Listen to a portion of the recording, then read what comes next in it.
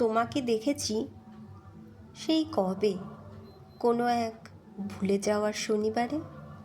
হয়তো বিকেলের নরম আলো ধীরে ধীরে জানলা বেয়ে পড়ছিল, বা হয়তো বাতাসে ছিল হালকা কুসুম গন্ধ।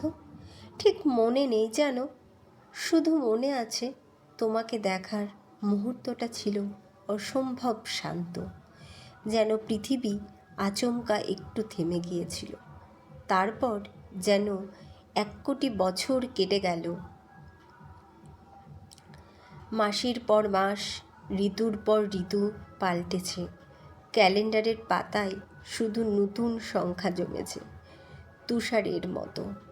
কিন্তু তোমাকে দেখার সেই একটুখানি মুহূর্ত এখনও সময়ের ভাঁজে একইভাবে জমে আছে। এক বিন্দুও পুরনো হয়নি যেন, এক দাগও মোছেনি। সময় যতই দূরে সরে যাক, অদ্ভুতভাবে তোমার ছায়া ততই আমার কাছে এসে দাঁড়ায়।